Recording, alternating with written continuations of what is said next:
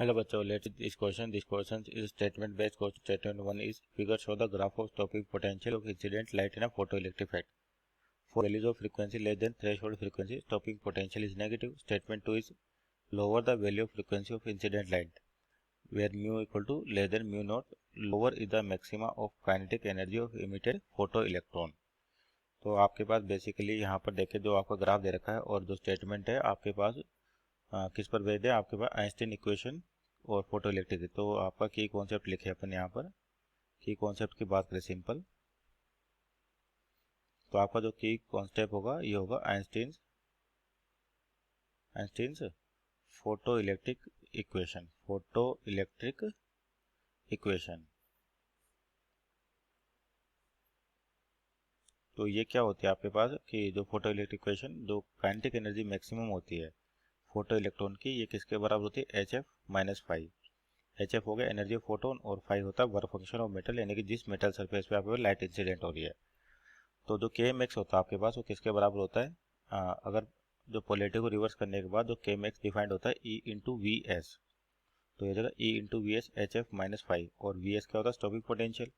तो आपका जो ग्राफ है स्टॉपिंग पोटेंशियल वर्सेस फ्रीक्वेंसी दे रखा है, तो यानी कि यहाँ से अपन वी एस की वैल्यू निकालें तो ये क्या हो जाएगा आपके पास, एच एफ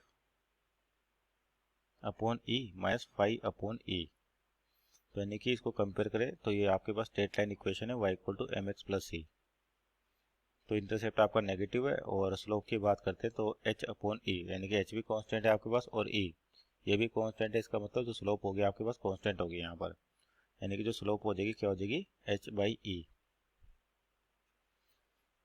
तो ये जो ग्राफ दे रखा है यहाँ पर, एक आपको वी नोट म्यू नोट दे रखा है, यानी कि ये जो फ्रीक्वेंसी है इसको बोलते हैं थ्रेशोल्ड फ्रीक्वेंसी अपने पास।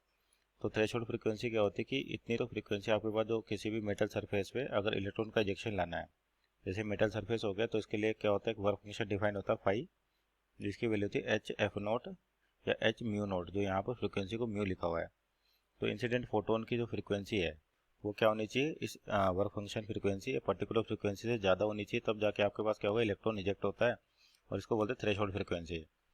तो यहाँ पर तो पहला ऑप्शन दे रखा है कि अगर मान लीजिए आपकी फ्रीक्वेंसी किससे कम है, स्टॉपिंग अप्लाइड थ्रेशोल्ड फ्रीक्वेंसी से, तो स्टॉपिंग पोटेंशियल आपका नेगेटिव। तो ये आपका स्टेटमेंट क्या होगा, गलत हो जाएगा। कैसे कि अगर आपके पास जो अप्लाइड फ्रीक्वेंसी है अगर वो थ्रेशोल्ड फ्रीक्वेंसी से कम है तो आपका इलेक्ट्रॉन कभी बाहर आएगा ही नहीं, यानी कि म्यू जो दे रखा है वो लेस देन दे रखा है म्यू नोट। तो इस केस में आपके पास कोई फोटो इलेक्ट्रॉन बाहर आएगा नहीं, तो रिवर्स करने की कोई आपके पास जब इलेक्ट्रॉन ही बाहर नहीं आ रहा तो इलेक्ट्रॉन यानी कि फोटो करंट ऑलरेडी जीरो है, तो आपका स्टॉपिंग पोटेंशियल नेगेटिव होगा। तो ये स्टेटमेंट गलत है, क्योंकि स्टॉपिंग पोटेंशियल क्या होता है, जिस वक्त आपके पास है तो फोटो करंट है वो जीरो हो जाए, लेकिन यहाँ पर अगर आपके इलेक्ट्रॉन इजेक्ट नहीं हो रहे तो फोटो करंट ऑलरेडी जीरो होगा, मीन्स आपका स्टेटमेंट वन होगा। दूसरा है कि lower the value of frequency of incident light for mu greater than mu naught, यानी कि अगर अप्लाइड फ्रीक्वेंसी की वैल्यू क्या म्यू नोट से तो ज़्यादा है, लेकिन बोला कि अगर वैल्यू कम है, मान लीजिए आपके पास फ्रीक्वेंसी की वैल्यू कम कर दे तो क्या लिखा है, the lower is the maximum kinetic energy of photo electron. तो ये स्टेटमेंट आपका टू सही है। कैसे, क्योंकि जो आपके पास एनर्जी ऑफ फोटोन होती है एच एफ, और यहाँ पर देखें अपने पास आइंस्टीन इक्वेशन को K max equal to h f minus five. तो यानी कि अगर इंसिडेंट फ्रीक्वेंसी की वैल्यू कम है तो आपके पास क्या होगा, काइनेटिक एनर्जी की वैल्यू भी क्या हो जाएगी, कम हो जाएगी।